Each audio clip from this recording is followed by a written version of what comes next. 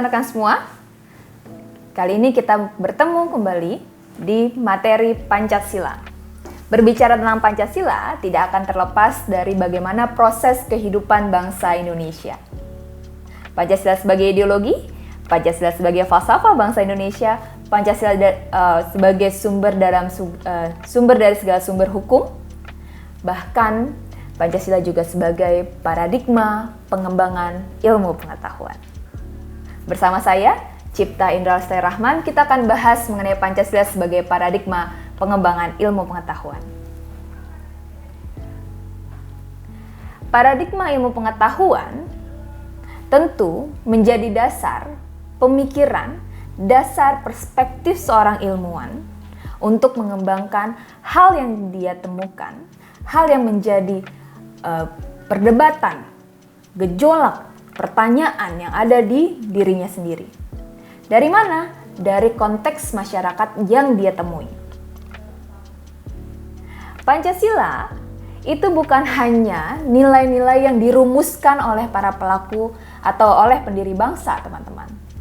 Pancasila lahir dari nilai-nilai yang ada di masyarakat atau di bangsa Indonesia. Kalau misalnya kita bisa telaah lebih lanjut, Pancasila bahkan bukan hanya konteksnya bangsa Indonesia, tetapi konteksnya manusia secara utuh. Dasar nilai pengembangan ilmu pengetahuan tentu dapat dipengaruhi atau tentu dipengaruhi bagaimana dinamika masyarakat. Paradigma pengembangan iptek, kita bisa lihat pendapat Soekarno di dalam kuliah umum Pancasila Dasar Falsafah Negara pada tanggal 26 Juni 1958 hingga 1 Februari 1959 yang dimana disitir oleh Sofyan Effendi dalam simposium Sarasehan Pancasila sebagai paradigma ilmu pengetahuan pada tahun 2006 dikatakan bahwa Pancasila sebagai blueprint cetak biru bagi setiap pemikiran dan tindakan bangsa Indonesia karena kalau tidak akan terjadi kemunduran dalam pencapaian keadilan sosial bagi seluruh rakyat Indonesia.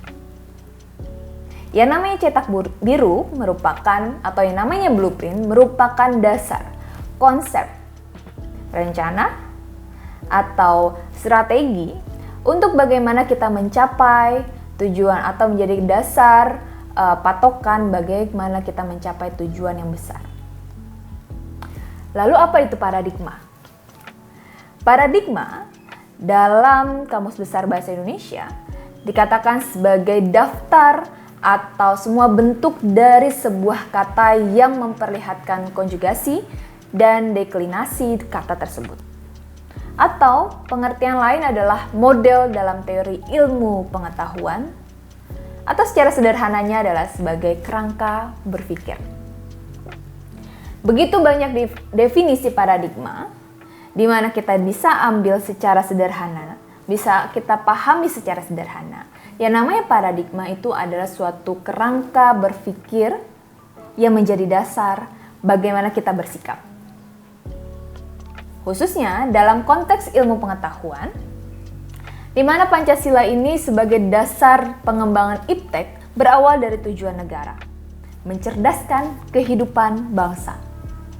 Pada alinea keempat, pembukaan Undang-Undang Dasar Negara Republik Indonesia tahun 1945 ditegaskan bahwa dalam sumber sosiologis Pancasila sebagai dasar nilai pengembangan iptek dapat ditemukan pada sikap masyarakat yang sangat memperhatikan dimensi ketuhanan dan kemanusiaan. Selain itu, dalam konteks sumber politik Pancasila, dalam konteks sumber politis Pancasila sebagai dasar nilai pengembangan ilmu di Indonesia melalui dorongan berbagai macam atau setiap kepala negara, para intelektual untuk menjabarkan nilai-nilai Pancasila dalam iptek yang dikembangkan. Kalau mungkin kita bisa lihat berbagai macam peraturan perundang-undangan, berbagai macam konteks rencana pengembangan atau pembangunan bangsa, tentu harus didasari dengan nilai-nilai Pancasila. Lalu bagaimana peran Pancasila sebagai pengembangan iptek itu sendiri? Yang pertama, Pancasila merupakan landasan dari kebijakan pengembangan ilmu pengetahuan. Apa saja rinciannya? 1. Pengembangan ilmu pengetahuan harus menghormati keyakinan religius masyarakat, tetapi tidak harus dipertentangkan. Yang kedua, ilmu pengetahuan ditunjukkan bagi pengembangan kemanusiaan dan dituntun oleh nilai-nilai etis yang berdasarkan kemanusiaan. Yang ketiga, IPTEK merupakan unsur yang menghomogenesiskan budaya, sehingga merupakan unsur yang mempersatukan dan memungkinkan komunikasi antar masyarakat.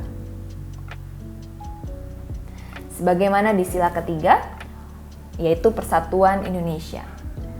Yang keempat, prinsip demokrasi tentunya akan menuntun bahwa penguasaan atau pengembangan suatu IPTEK harus merata ke semua masyarakat. Karena apa? Pendidikan merupakan tuntutan atau hak seluruh masyarakat. Kelima, kesenjangan dalam penguasaan IPTEK harus dipersempit terus-menerus sehingga semakin merata. Sehingga apa? Konsekuensi prinsip keadilan sosial itu dapat terwujudkan. Nah, itu yang pertama, peran Pancasila sebagai pengembangan IPTEK dalam konteks kebijakan pengembangan ilmu pengetahuan. Yang kedua, Pancasila sebagai landasan dari etika ilmu pengetahuan dan teknologi. Kalau tadi terkait dengan kebijakan, kali ini berkaitan dengan etika ilmu pengetahuan dan teknologi. Yang pertama, pengembangan IPTEK harus selalu menghormati martabat manusia. Yang kedua, IPTEK haruslah meningkatkan kualitas hidup manusia, baik sekarang maupun masa depan, baik intragenerasi maupun antar generasi. Yang ketiga, pengembangan IPTEK hendaklah membantu pemekaran komunitas manusia. Jadi, manusia atau kumpulan manusia tidak hanya berhenti pada satu komunitas tertentu, berhenti pada pengembangan pengetahuan tertentu, tetapi terus-menerus berkembang. Yang keempat, IPTEK harus terbuka untuk masyarakat. Jadi tidak bisa IPTEK itu terbatas pada komunitas sendiri. Harus di-sharing, harus berbagi. Karena apa? Semua orang punya hak untuk mengetahui. Yang kelima, IPTEK hendaknya membantu penciptaan suatu masyarakat yang semakin lebih adil. Dari perkembangan IPTEK itu, secara etika ilmu pengetahuan, artinya ilmu pengetahuan tidak hanya untuk individunya saja. Tidak hanya untuk kelompok yang mengembangkan IPTEK itu saja.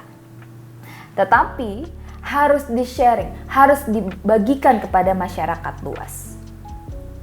Walaupun komunitas lain tidak fokus pada nilai ilmu pengetahuan yang dikembangkan, tetapi itu menjadi hak setiap orang untuk mengetahui.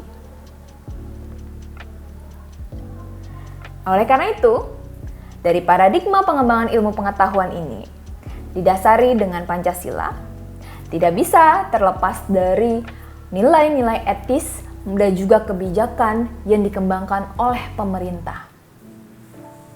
Bukan hanya tanggung jawab pemerintah dan untuk mengembangkan Pancasila sebagai paradigma pengembangan IPTEK, tetapi tanggung jawab kita semua sebagai manusia yang memiliki akal, budi yang bisa kita kembangkan dan bisa berpengaruh positif terhadap manusia atau terhadap masyarakat lainnya. Demikian kita pembahasan berkaitan dengan Pancasila sebagai paradigma pengembangan IPTEK. Salam jumpa, sampai jumpa semua.